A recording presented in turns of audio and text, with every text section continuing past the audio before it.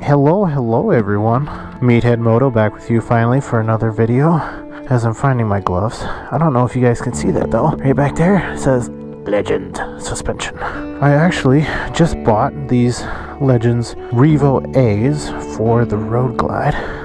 I got them installed, super easy to install. It took me like 30 minutes to install them. Their instructions are nice and easy. I have it set on number 3 for the rebound dampening.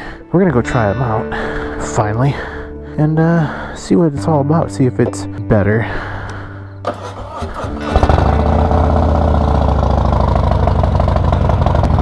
Ooh, that suspension is a lot taller. Oh, it's actually like springy too. Oh, that's so much better. Oh, the bike is not very warm, so we're gonna let it sit here and idle, warm up. I guess I can give you guys the details quick. So, like I said, I got Legends REVO-A's for the rear suspension. The front suspension is still stock, but I got the 13-inch REVO-A's for the Road Glide, and you know, like I said, install is actually really easy. Takes you 30 minutes in a 3/4-inch wrench or socket, whichever one you prefer. And it helps to have a jack stand to get your bike off of the rear wheel, but otherwise pretty easy install. Right now, as I can tell you, they actually have spring to them. Well, and I mean that as in like they oh, that rides like a cloud, man. So if you know what the stock suspension on the road glides and the street glides is like, it's kind of just like a 2x4s. They don't have any give to them. So when you hit bumps and everything, they just don't absorb it. They just kind of like take it, and so you feel it in your backside all the time. This, on the other hand, oh my god. I'm not gonna lie, man. I should have done this first. To say that is like dramatic is an understatement. Like, the bumps, man, are just like non-existent. And I mean, granted, it also helps to have an extra half-inch, or no, it's like a 1.5 inches of travel, because I believe the stock suspension is like 11.5 inch or like 12-inch shock, so you at least have an inch more travel than the stock suspension. And not to mention the fact that, like, it has rebound dampening, which, I mean, setting 3 is what they recommend to start with. And I mean, ooh, that's actually a nice little van. Oh, that rides like a cloud, man. I can see why people do suspension upgrades on their bikes as the first thing that they do. Now, I guess it's one of those things that, like, ignorance is bliss, because if you're the person that's only ridden a bike like a Harley that has stock Harley suspension, you just kind of get used to it. You know that it's like, it's not very supportive. It's not, it's just a brick, kind of. It's like everything is a hardtail at that point in time. Whereas when you actually have ridden a bike that has aftermarket suspension on it, whether it's from Progressive, from Olin's, Legends, GP suspension, race tax, whatever, then you realize that, oh my god, how horrible Harley suspension is. And like, that's what I'm going through right now, and that's what I'm getting in this first impressions of these REVO-A's in the back. It's like, how did I go so long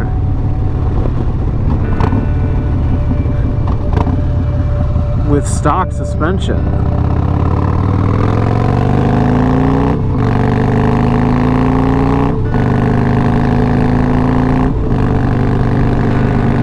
And now I understand why also people make a statement of they should have this kind of suspension from the factory, because if I bought this bike with this suspension on it right away, oh, I would have been in heaven.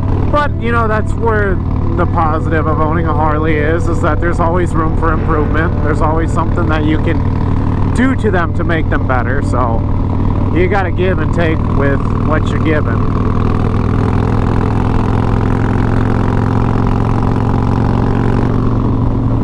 Yeah, that's nice. I'm purposely obviously taking a road that I know has a lot of bumps and stuff too as well, to really get a feel for how this suspension works. Right now I can tell you guys that the $900 or so that it costs for the REVO-A's, well worth it from my first time perspective.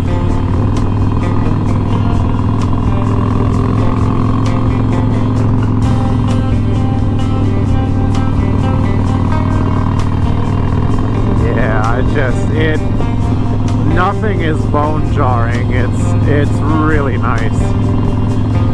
Because like I said, the stock suspension over every bump that I've hit right now, it feels like it rattles your teeth. And now my saddleman seat does help quite a bit with the whole vibration reduction of everything, so there is that.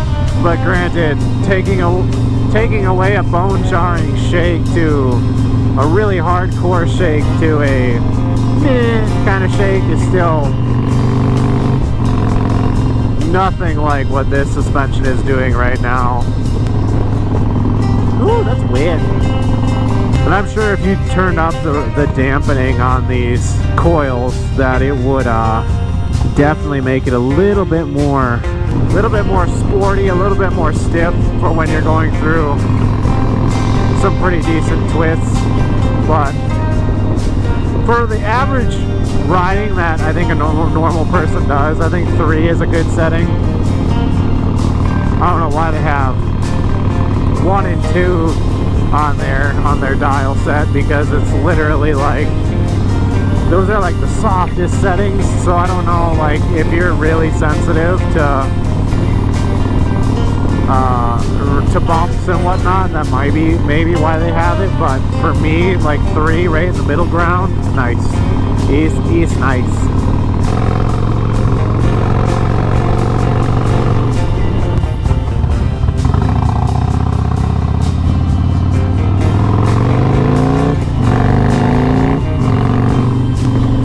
Bug in my helmet. God, go away, I see you. Get out of here.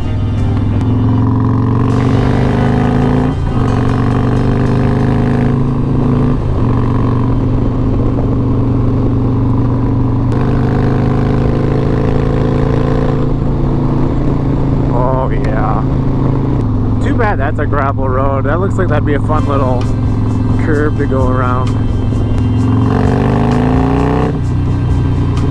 Yeah, to think that 2021, the bike came a long ways this year. You know, I got the cam installed early on this year, and then I got the saddleman seat on it, and then now I've done the Legends, all that. A lot of major upgrades for this bike this year, and thankfully I'm not poor because of it.